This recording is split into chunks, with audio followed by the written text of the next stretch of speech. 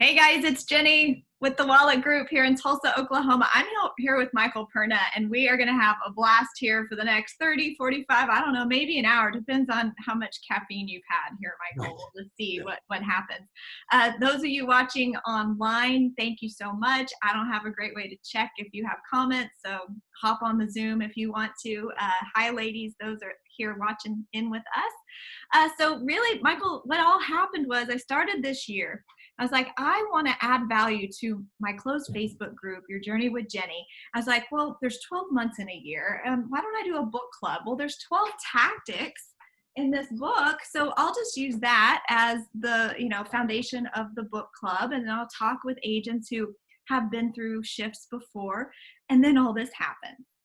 Yeah. So what that did was that just fast forwarded me wanting to get through the book faster, because obviously we need this material. I know some people may be totally burned out on it by now because clearly we're at tactic 11, expand the options, creative financing. Gosh, that sounds exciting. Oh my gosh, that is not fun at all.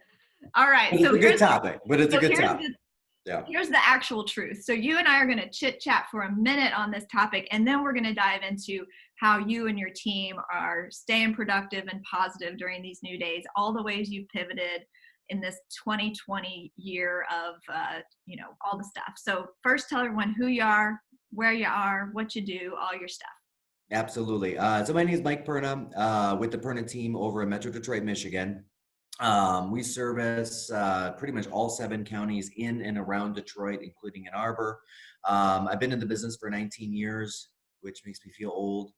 And that's okay. I'm good with that. We have 26 agents, 9 admin, 6 inside sales, runner, photographer, all of it.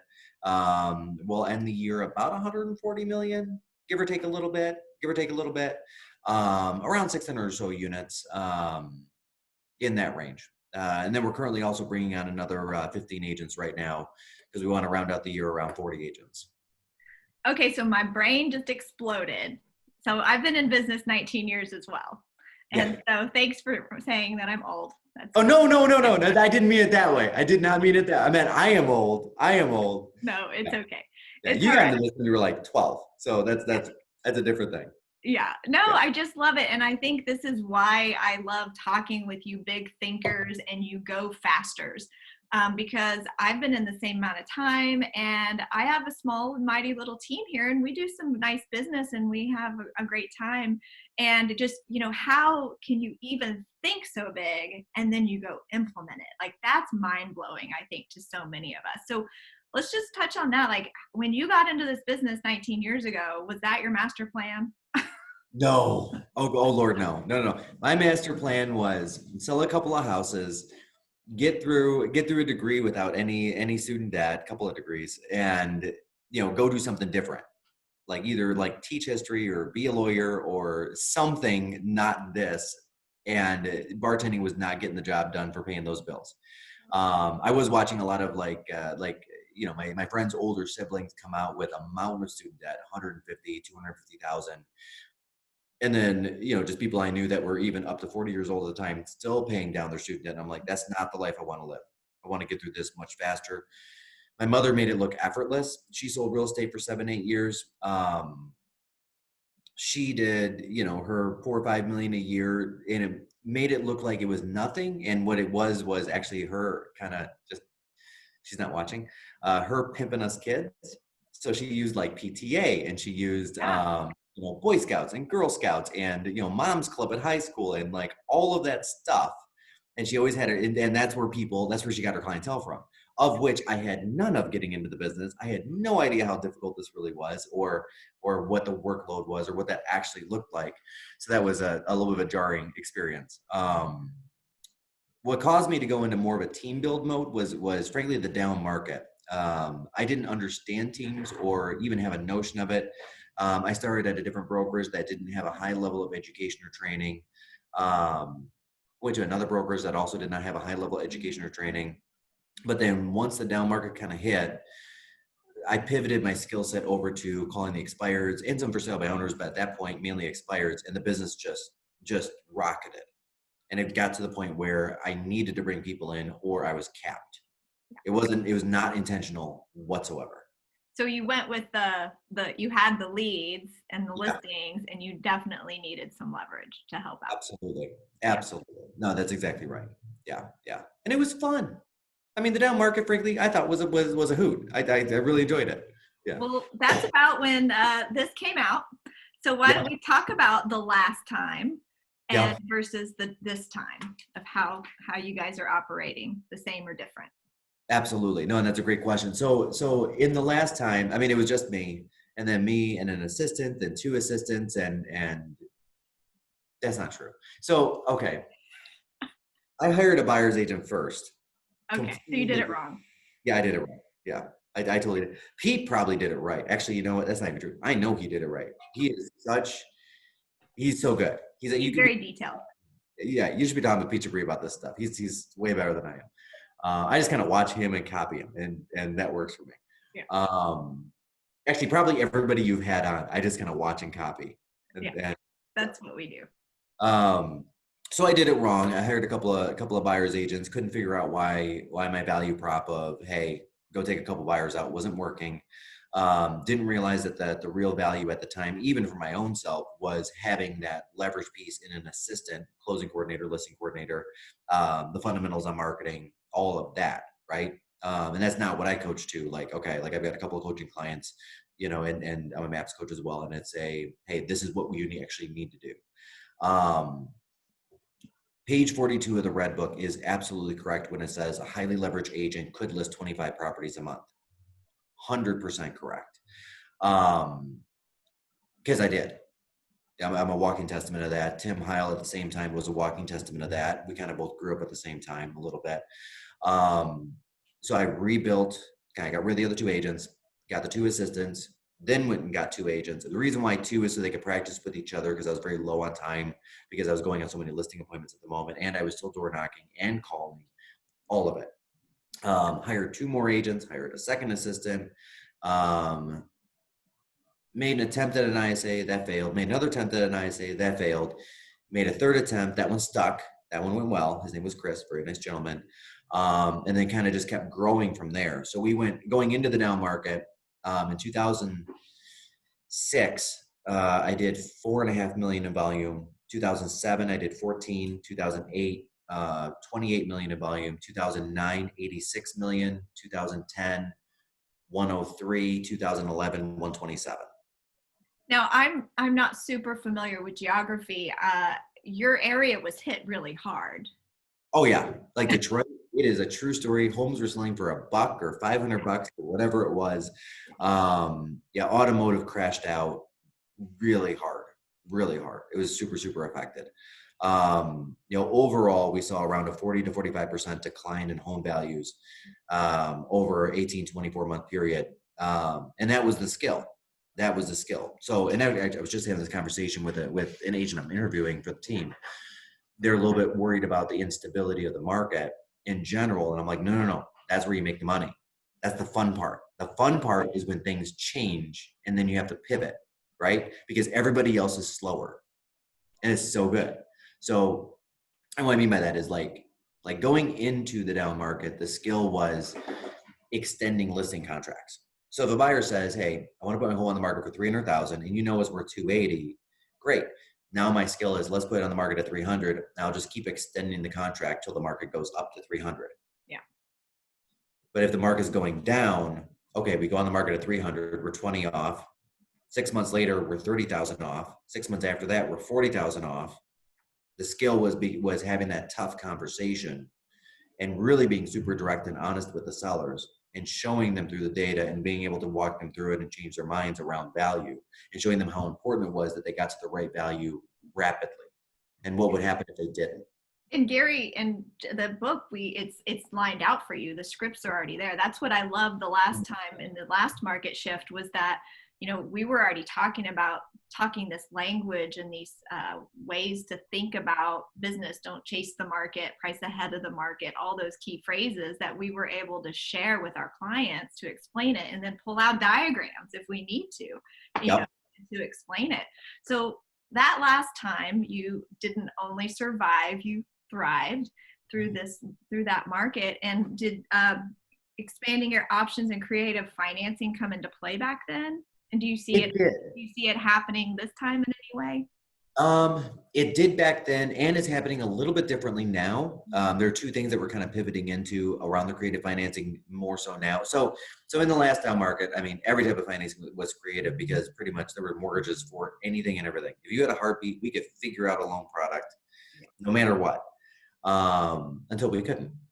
Until 80-20 loans went away and 80-10-10s went away and 80-10-5-5-5s went away and whatever that all looked like, that craziness, the pick a payment loans and stuff. We had to get super creative around lease optioning. We had to get super creative around land contracts. And then we had to get super creative around hard money, which didn't go away.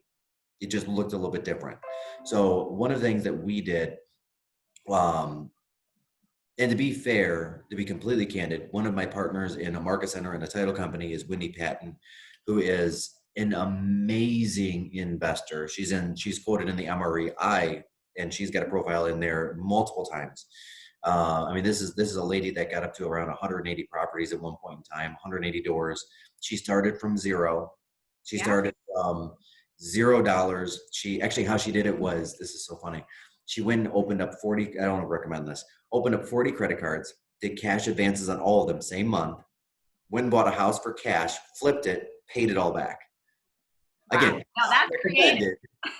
Yeah. But she really believed in herself, and she did. And she made as much that year on that house as she did that year as an assistant wherever she was working at the time. I remember her, from the book. And she's amazing. So being kind of hooked up with her really helped, because we had a lot of people we were coming across that had a little bit of bruised crediting, and when the crediting tightened up, they were 6 or 12 months away from being able to get the mortgage, but they also needed the property now in that school district or in that area or whatever that looked like.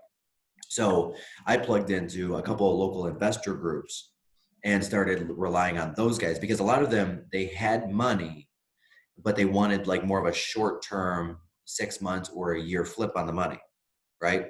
And a lot of families were willing to do a 5 or a 10% premium to get into that loan situation now, and then refi out of it 6 months or a year later. Especially because the other part of it was we also helped with credit reporting. So we would help the investor report to the credit report of the on-time payments for the buyer. So a buyer would come in, they would come in with 5% or 10% down on their own on, let's say, a $200,000 house. They would get the loan for $190,000 from the hard money lender, making them a cash offer, which was super good because we can get a good discount on the house. We would help them through the title company place the lien on the property. And then we'd help them report 6 months of positive credit, showing the on-time payments, making them mortgageable, and then they'd refi out of it. Wow. And that was a lot of work. And you were doing this, offering this. How were you sharing that that's something you offered? Or was it just as you're qualifying your clients, you go, hey, you might be a good candidate for this? That's how we started. And then I started advertising it. You know, if you have a bruised credit, if you have a bankruptcy on your record, if you have a foreclosure on your record, if there's any reason why you're below a 660, because that was kind of our minimums here in Michigan at the time, any reason why you're below a 660 credit score, we have financing that can help you. So are we needing any of these, or is it kind of in a different way this time? Instead of a buyer's market, it's more of a seller's market. Yeah. And, I'm seeing a couple of companies pop up that are assisting buyers with making cash offers so they win multiple offer situations, which I think is brilliant. We're looking at a partnership ourselves to kind of get into that game a little bit, because the funding necessary is just so big. Actually, Tim Heil created a company around that, and he's taking to a national stage, which is so good. He's got investors in the back end. And so what that looks like is, if you're a seller, you're evaluating 5 offers. Now my guys is a cash offer. Yeah, smart. Yep. And they can do the closing sooner, they can do the closing later, whatever that looks like. So now the buyer's getting the house instead of just. So what's the back end of that look like? The buyer who's basically borrowing cash. Yep. So the back end of that looks like 2 things. One, I get their listing if they have one, which they do at that point, because for the most part, most of them are people that are writing contingent offers as well. So I get that listing, right, at my full boat listing percentage that I charge. And then on the money, what I'm seeing is typical is 3 to 5 points. So a 3% surcharge on $300,000. And generally you're flipping through that money in 120 days. So it's quite quick. So an investor could make 3 points 3 or 4 times on that money a year. So it's a win for the investor, and it's also a win for the client because they're getting that house, they're getting it at a little bit of a discount, and the pressure is off to sell their own home. So they're able to get a few more bucks for their own home as well because they're not fire sailing it out. It winds up being about a break even for the buyer and a good win for the investor as well. Yeah, I think this is the conversation. Like that had a lot of thoughts and details inside of it. It kind of hurt my brain, to be honest. And I get it. And the whole point is that you just have to think a little differently because our job is to serve our client. Yes. And yes. and if they come to us and regardless of their situation, we want to help them. And Yeah. maybe now is the time to help them. Maybe it's not. Well, here's some ideas we have. What do you think about this? If they said, I don't feel comfortable, like, that's great. That's fine. We'll keep nurturing and loving on you in our database. Or you're going to keep going up against others and multiple offers. You're not going to win. And that's it. And we're presenting the options. And, a lot of it's coming from, like, a lot of sellers have that fear. Like we have one right now that we're working with where it's a 225 house looking to buy up into the 400 range. At 225, that house is going to fly off the market, but then where do they go? Yep. And why bother put the home on the market until they find that next property, right? So now we're looking at and because of this couple specifically, we're looking again back at the hard money lenders from the millionaire real estate investor groups or whatever that looks like to pull those funds in from even local hard money lenders and saying, hey, we'll give you 2 points, we'll give you 3 points. Something that's lucrative for them. And it's a very safe investment for them because looking at the people like this couple, I mean, their credit score is above 750. That's an extremely safe bet for that investor. And the investor could make a potential $3,000, $4,000, $5,000 in a 90-day term. That's pretty huge. That's pretty huge. On a very dry investment market, that's huge. So it's a win for everybody. So what are your greatest challenges right now in this new COVID era where, we had our year planned, we had our GPS, our 135 and our goals all set, and then you have this thrown into it. So did you shift immediately, pivot quickly, and were you guys shut down? And then you, yes. Okay, so we were so locked down. We were shelter in place, non-essential, don't go anywhere, don't leave your house, don't do any of it, right? And we're still largely not, like, there's still a large number of social distancing measures and things that are closed. Like our gyms are still closed, which is horrible. And if you see Nick Baldwin on Facebook, you'll see his gym that he's building because of that. Exactly. And actually I'm kind of copying him, frankly, because I'm tired of not going to the gym. But we're, on March 23rd, the governor went on at noon and she was only going to say one of three things. Either, hey, social distance guys, but it's cool. Or your shelter in place real estate's essential, or shelter in place real estate is non-essential. That was it. Those are the only three options. So my leadership team, we kind of did the research the week before on what this could look like to sell homes virtually. And we had 3 different plans in place so that as soon as she came on and we knew what we were doing, we already had a mandatory training set up for 2 p.m. that day to retrain everybody on whatever plan we needed to put out there, which was the Zoom, Google Meet, FaceTime plan of selling homes sight unseen, right? Which worked really well for us. There were brokers in the area that just got paralyzed. Like, I mean, we were getting calls from other brokerages, just agents saying, hey, like on Friday of that same week. So like 5 days later, like, hey, did you guys hear about the shelter in place thing? And we're just like, we already sold 4 homes sight unseen. What do you mean? What is your broker telling you? Well, we haven't heard from them yet. It's like, okay, that's a problem. Yeah. So we shifted fast. Our big challenge right now, frankly, is just not having enough agents to serve the clients, because the other thing we found was as time went, as like almost immediately, not just real estate agents, but a lot of companies started to decrease their marketing spend on Facebook or Google pay-per-click or whatever other kind of an internet lead generation marketing method. So all of a sudden our cost per lead went down 40, 50%. And it went down faster than I realized it. So my number of leads almost doubled in a 45-day period. And for my guys, it didn't mean like we give up or we're just going to set these leads aside. My ISAs are like, okay, cool. We have more leads. We're going to set more appointments. We're going to have more buyers. We're going to have more sellers. And now I'm like, okay, now I'm sprinting to catch up on my agent count. Yeah. Yeah. So are your agents also lead generating, or is that the Yeah. ISA? Yeah, so they're lead generating, and we're still keeping them at home. We're not bringing them into the office. We're keeping them as out of the office as possible, just for safety. Most of my guys have kiddos and stuff, but they're doing their 2-3 hours of lead generation per day. For them, it's a lot of follow up, Mhm. and and we've been working a lot with our sphere on their side of it, more so than the leads themselves.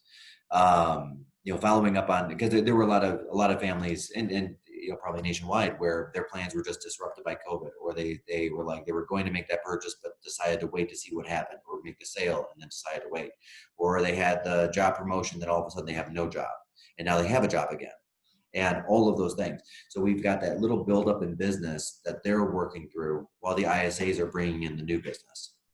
What are your most fun new efficiencies that you have folded into your business that you're going to keep around because it's awesome? Yeah.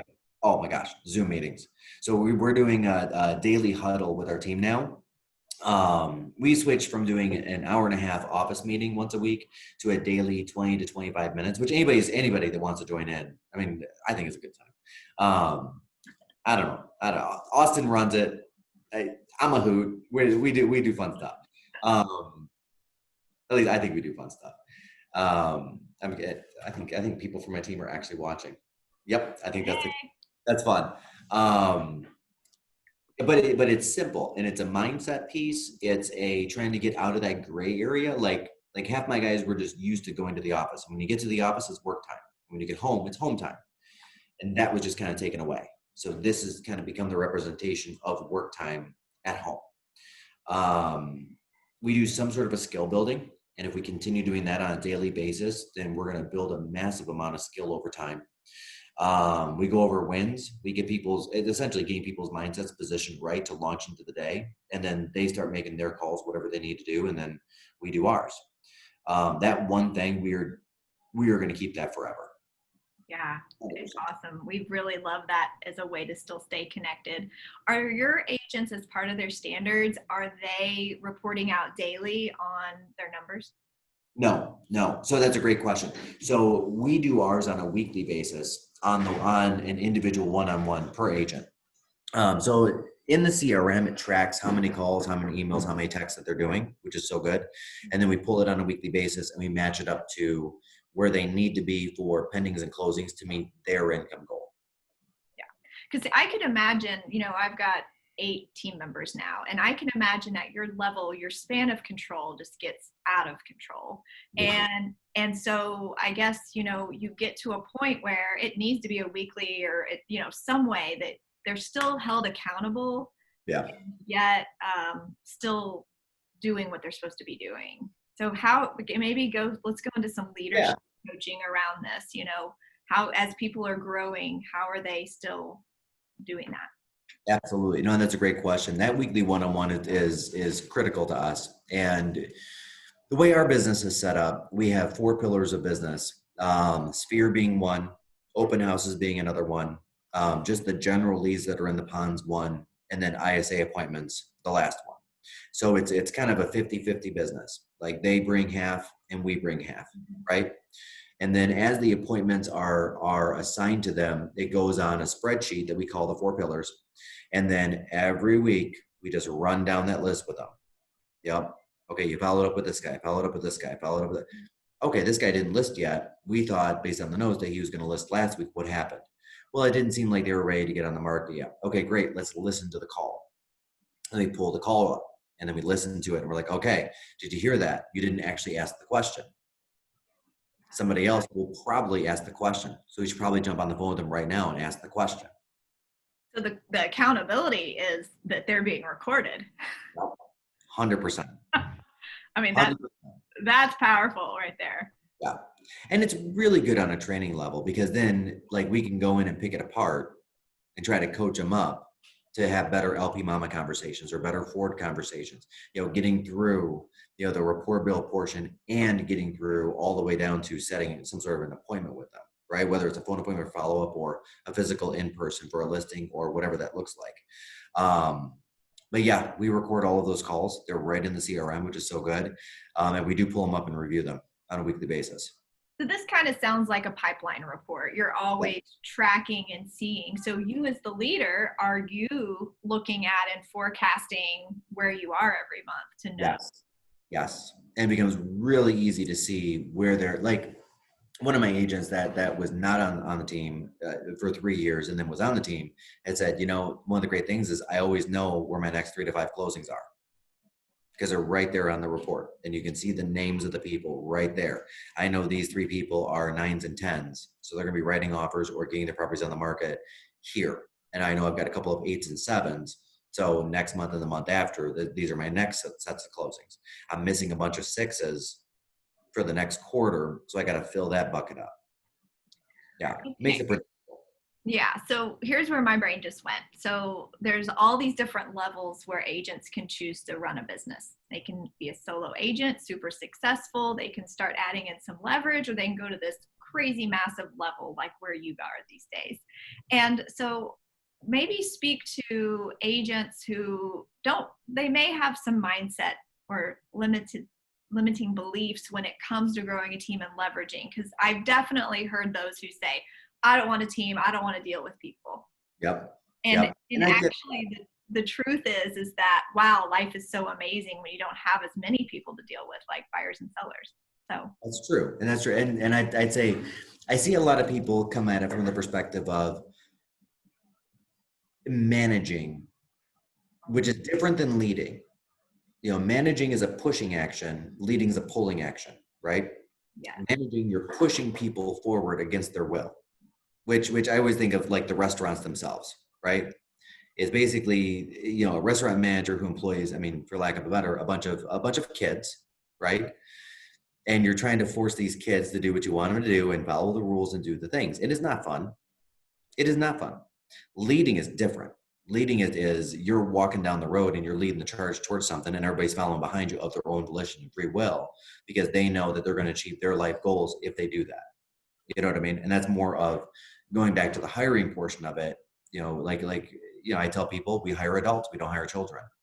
Accountability, learning based, and culture are the 3 things I'm looking for in people. Because I can bring everything else to the table. I can teach. I just wrote that down. So that's what I was writing down because you would have already vetted through them Yeah. through the hiring process to make sure that they're learning based and they fit your culture. How did you define your culture? I mean, sounds like early on you're just crazy busy, hair on fire, wild thing, selling Yeah. these houses. When did you get real clear on what your culture was and your value proposition? Probably about 4 years ago. I know it took me that long to figure all this out, right? Yeah, To figure all this out. me too. Um, and actually it was a conversation with, of all people, Mike Brody, um, who's a great guy. Yeah. Yeah. Right. And he's like, and I don't remember what we were even talking about. We were having a bourbon, saying something. And then he said, my motto is help people, have fun, make money. And I was like, whoa. And so that is on my walls, like Yeah. everywhere. Like I was like, okay, that's huge. And then the second piece of it was, I don't even know what company this was, but I saw a company that had like 3 core values, and one of it was no jerks. And I was like, Yeah. that's interesting. So I actually read and there's a no jerk policy for anybody in the organization, including clients and all of that. And I was like, okay, taking that. And then last piece of it is just they do the right thing as an override. Because then it just makes life so much simpler. I think that sometimes we expend a lot of brain power thinking about different options we could do, when presented with issues or whatever it is. But then, there's a problem and there's 9 different solutions. And then if you apply do the right thing, you immediately knock out 7. So now it reduces it down to 2 options. And we follow the career visioning process. So Yeah. lots of people are always questioning, what questions do I ask in an interview? I'm like, it just tells me what questions to ask. I don't Yep. have to get creative. But the most amazing page for me is the time when I get to share, how do I win with you? How do I lose with Yep. you? And so what would you say are those the things that have gotten real clear for you on how you lose with me? 100%. That has gotten so clear. Pulling it up. Oh, you know it. Oh, 100%. 100%. you want to share your screen, you can too. Let me just grab that. I know, I just took a picture because I filled it out the other day and I'm like, I'm going to keep this and just highlight it and remember over and over again. Okay, there we go. All right, can you guys see that okay? Yep, there you go. Okay. You know, so, you know, to be completely candid, how honest do you want me to be with you? Give me an example when somebody was like that. And then this is mine. Like what it means to me, and I want a 10. I need to know before the deadline, not at the deadline, if there's a possibility the deadline will be missed. I want clarifying questions brought to me anytime there's a question of the vision, a project, a conversation, or a job. And this one's big for me. I need the facts of the situation, not the emotion. There are no heroes or villains, just people. Tell me the end result goal of a situation, no stories. I'll ask the clarifying questions as we go to get the data needed to help. Stories add complexity and cause me to lose perspective of the desired result. And there are so many people in this world, in my life, that are like, okay, I've got this problem. Okay, great. What's the result you're looking for? Well, let me start at the beginning, which is more like, so there were dinosaurs? It's like, oh my God. You got to scroll. I need to see how you lose with me. There you go. There we go. There's your win. Okay. Yep. Yes, they do what they're supposed to do. That's it. Awesome. Preparation and presentation. Prepare on your own time. Present on my time or company time. Honesty. Doesn't matter what happened. It is what it is. Let's get it out there and fast. And together we can solve it. Loyalty to the vision. This one's a big one. When presenting a problem, bring at least one possible solution that's a win-win, not a win-lose. This one's a big one. Yeah. Common courtesy with everyone. I don't care who you are. That's your emotional intelligence, right? Have you read The Ideal Team Player? Oh yeah. Oh, I love that. Yeah. Oh yeah. Stay in curiosity, never come from judgment. Here's how somebody loses with me. This is a very big one. Oh yeah. Fire somebody on that. You know, I heard you mention that you waited tables or a server, and I was, of course, all through college as well. And that one really gets me, especially because I was in that role and felt that way, or saw people treat people disrespectfully. So that's huge. 100%. And I don't even care who you are. Yeah. Like anybody in this organization, which includes clients, get out of here. And that includes clients. Yeah. One-sided communication. You said you would do this. You said you would do that. Yeah, I have no time for that. Judgment side, curiosity, ultimatums. No one ever wins with ultimatums. If this doesn't happen, I'm walking. Great. Doesn't matter if it's going to happen or not. Just walk. So this is a document inside the career visioning process. If anyone is watching, it's part of the KPA, Keller Personality Assessment. And so we don't have to, you know, be super smart or be a professional HR director to take someone through a hiring process. You know, Gene Rivers one time said that inside of a recruit select class, he said, there's 3 reasons that people don't work out on your team. And it's either that they weren't properly trained, weren't properly held accountable, or they weren't the right hire in the first place. And all 3 of those are my fault. Yes. And this is the front end. They aren't on your team yet. This is when you're having these conversations with them and they're signing off and agreeing to this. So then, Michael, let me ask you, on day 25, I'm showing up, I'm doing good, and I pull out one of these. What do you do with me? Bye-bye, out the door? Well, on day 25, this thing had better be filled out. But on day 25, I'm going to pull it out. And if we're having an issue, I'm going to say, okay, you know, there's a gap here between what the result is supposed to be and what actually happened. Now, according to this, you said, honest, how honest do you want me to be with you? How do I win? How do I lose? You said 10 out of 10 for honesty. And you said, when there's a problem, just bring it straight to you. So I'm going to bring it to you. This was the expected result, but this is what happened. Nice. So tell me about this gap a little bit. What tools were you missing? Well, none. What this? Well, none. Is there a skill gap? Is there a knowledge gap? What is the gap? Well, I just didn't get the project done. Okay, great. I appreciate that. When could the project be done? Well, it could be done by this date. Okay. Now, my expectation is that you're committing to this date. Is that right? Yes. Great. If it's not done by that date, what is the next step? Another date? No. And they know the answer. Yeah. I mean, if And a lot of times I have to say it, well, if the project doesn't get done, then you're effectively quitting the role and you're resigning, because the job is to do the job. And if you're telling me that you can't get the job done, then you're not doing the job. You might as well go do a different job somewhere else that's more suited to your skill set. You make it sound so simple, and there's so many of us agents that may not be as high D, and that is hard. And you laid it out where it's not about you, it's not about them, it's about what their commitment was or their job description is. Yeah. Yeah. And you know, I give everybody one opportunity to get it back on track, to get it right. And then the second conversation is, hey, you're not having any fun. You're stressed out. Yeah. Would those be accurate statements? Yes, 100%. This is just not the right role, is it? I mean, we got to be having fun.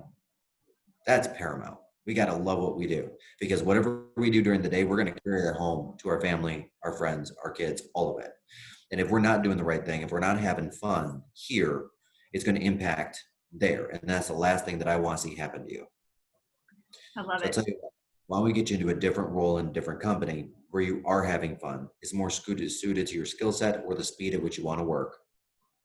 And let's just part friends. Sounds like you've used that dialogue before. I'm going to have you stop sharing. And Patty here is asking if you'd share that with us to share later. Absolutely. Okay, cool. Absolutely. There we go. Cool. I just think there's just so much, and probably for you, I mean, maybe for you in your earlier days of hiring, you probably let people hang around longer than they should have been. Oh, Lord, yes. Oh, yeah. Lord, yes. So that might be part of your fail forward. So share some of those failures with us. Those are the best. Yes, I have been held hostage before by many, many people in my organization that should never have stayed around. And I should have helped them exit more quickly, help them self-discover that this is not the right role or the right place for them. God, and it was just down to poor client reviews, down to co-op agents calling and just complaining, down to losing reputation and brand and business and all of it, down to even the stress of just not having fun, like having to poke an agent every single day. Did you make your calls? Did you make your calls? Did you make your calls? Hey, I gave you this guy that said he wants to go see $400,000 houses. Did you call him? Well, I didn't get to it yet. Great. Can you commit to doing it today? Yes, I can. Next day. Did you do it? No. Okay, great. Let's call him right now. Today's day 3. I'm already seeing homes with somebody else already. I waited around. Nobody called. And finally, I'm just like, you know what? There's got to be a standard. And what shifted my mindset was not what it was doing to my business or myself or my stress level, but what it was doing to the people in the organization that were committed to the vision and were committed to the standard, and how disrespectful I was being of that. Ouch. And yes, I had a coach say the same thing to me. When you're allowing this person to stick around, how are you showing up as a leader for those who are doing what they're supposed to do? 100%. I mean, I have, I've got Vesta in my organization. She has 2 kids that she's supporting, right? I've got Caitlin in my organization. She's got Isabella and another one on the way. I've got Austin with Ace. I've got Sadie with Theo. And I've got, these great families that are so supportive of our vision and our life, and they show up every day. And then to allow somebody to come in and take leads and not return the result of closings to further fund the business for better education, better training, better administrative support, better ISAs, better leads, but just suck the resources, that's being disrespectful to those people who are showing up and putting the time in and utilizing the resources. Because if I lose those, let's say 3 closings a month from 4 agents I allow, that's 12 closings a month. In my world, that's $3 million in volume per month. That's 90,000 in gross. That's 40,000, let's just say, in company dollar. 40,000 a month. I can get another closing coordinator and push forward the value to the agents and the value to the clients. I can push forward their referrals, which makes their transactions in their life even easier later on down the road. I can get different marketing methods. I can hire more ISAs. I can do more marketing. I can do all of these wonderful things when we're all swimming in the same direction. But having to pull these guys that are just not willing to do the job, forget about it. So you realized you needed standards and you figured out what those standards should be. Well, how else have you grown your leadership? Um,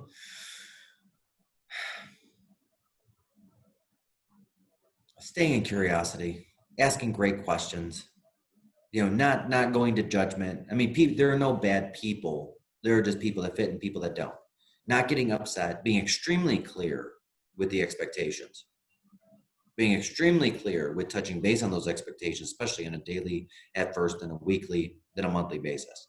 I found oftentimes I was unclear on what I was really looking for. I wasn't as direct, and so then I would start getting irritated with people. But then I also still wouldn't be direct, and I'd be sitting there stewing, and they knew something was wrong, and I knew something was wrong, but I was afraid to have the conversation. When at the end of the day, that's all people really want is they want that conversation, because really most people just want clarity. They want to do a good job, and they want to do the right thing. Yeah. Ouch. That's good. So what does your daily life look like these days? You've grown to have all this leverage, and I've seen you on social media, and I assume you're a busy guy. Oh, it's so much fun. So today, and my role keeps pivoting again. So today, woke up at 5. That's a normal thing for me. I did not run today. I'm running tomorrow. You just go out and run a marathon in a day. It's just Yeah. easy, no big deal. Well, that was fun. I mean, it was like I was running. I was like, I'm just gonna keep running for a while. Let's see where we go. Um, yeah, yeah. It was good. It was good. It was a good time. And that day, I still did a Zoom call for the public. So Austin and I do a Saturday 10 a.m. to 11 a.m. Anybody can jump on and just ask questions about real estate. And then I did 6 interviews that day. Oh my God. Yeah. So right now I'm doing 15-minute, like this is my day to day. So Okay. I have a couple of meetings, but these 15-minute little meetings are all interviews. Yeah. So they're screening interviews, which I'm doing literally every day. I mean, Monday I did 30 of them looking for the right people. So started at about 8:30 a.m. and just went all the way up through my day. I'm so honored that you have time for us. Now, are you doing these on Zoom and just they hop in, hop out? That'd be awesome. I'm doing that's actually a good idea. Right now I'm doing them just as calls. Okay. And I'm just doing a 15-minute trying to assess if they're showing at least 2 of the 3 traits I'm looking for: accountable learning-based, or learning-based culture, or accountable culture, or whatever that looks like, right? Yeah. If it's 2 of the 3, I'll move on to the next step. The other thing I'm looking for are the 6 personal perspectives. If they can show me 3 in 15 minutes, then I'll move them forward. I like that as a measuring stick. Check. Yeah. Okay. So I'm looking for 5 things out of that screening call. Are you asking a set script, or are you just saying, tell me about you and go? Yep. So the script kind of goes like this. Hey, it's Mike Perna, Keller. William, thank you so much for taking the time. Just a quick 12 to 15 minutes to jump on a call about getting into real estate or change your current real estate career. I always like to start with questions. What questions do you have about myself, the company, or real estate? Okay. And then their questions tell me more about them than anything else. Yeah. I really catch them off guard. Because like a lot of people will interview very well, and they just got really good at that. But most people haven't gotten very good at coming up with questions. And so that really tells me where their motivation is. Or doing research about you to know who you are. That also comes up in the KPI revisioning, which is, what'd you do to prepare for this interview? If you're like, I got up and got dressed. Yep. Brushed my teeth. And that's the truth, right? And I love that, and usually the questions kind of fall down into 1 to 2 lines. How little do I need to do, or how big is this opportunity?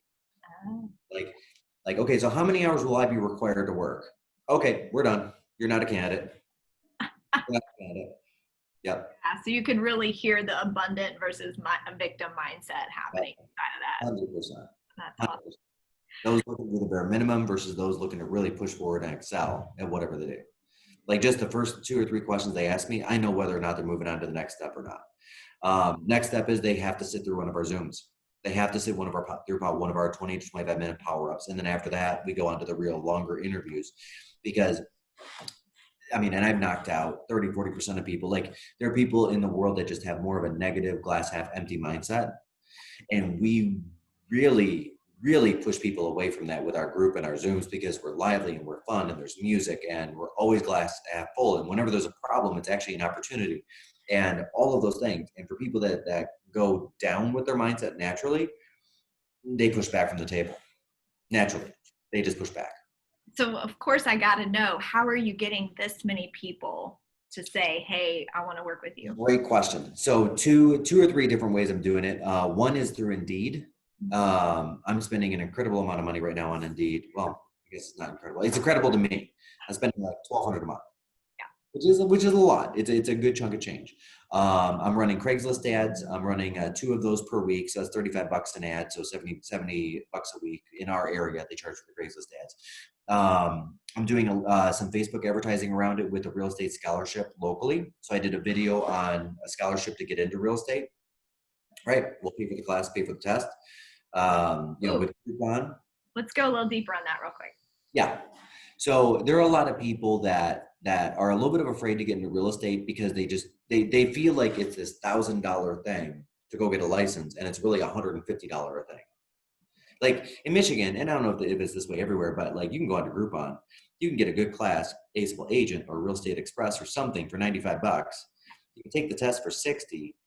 So for the grand total of $155, you too can be a real estate agent. I mean, but they don't know this. They don't know. They think it's this huge wall to surmount. It's like, no, it's $150 in 40 hours. Yeah. Do you offer any kind of like startup costs as well, or you're just offering the scholarship to take the class? Yep, take the class and then I'm taking the test. Now, if they fail the test, they got to pay for the second one. Okay, I like that. Okay, so that you've got these different ways, you're attracting all these leads, and then you've got your process. They this 15-minute is first. Yep. If they on a huddle. Yep. Out lots of people, and then you're going to send the KPA. And now we do the career visioning process. Yeah. So we're taking around 100 resumes to get down to about 3 hires right now. Yeah. Wow. This is a heck of a thing. So like I had to, like I know, like right now I've got I really need 15 agents to fulfill the business that we have. So I'm running like right now 100 interviews a week in an effort to get to my 15 hires by the end of next month. Do you have a coach? Yes, I do. Okay. Outside of KW, outside of BAMS. So but you always have somebody that's pushing you 100% bigger and keeping 100%. Focused. Yes. Coaching is it is the way. It is 100% the way. I don't know that I've ever, well, and I've had gaps where I haven't had a coach, and those are also the same gaps that if you look at, income and volume, and also just the organization itself and the people in it and all of it, it just all stagnated. Yeah. It is literally the best $1,000 a month investment or whatever coaching cost for whichever coach you're looking at. I mean, it's incomparable. I feel like I've learned so much and I'm so excited and pumped up. So I can imagine that when you invite people into your world, they're going to feel your energy and they're going to want to be a part of that, or they're not. And that's okay too. And that's it. And right now I'm kind of low energy. Yeah, I know. So I'm sorry I bored you to death. All right. Now, no, not that. Is it like the afternoon and just like, I'm like, oh.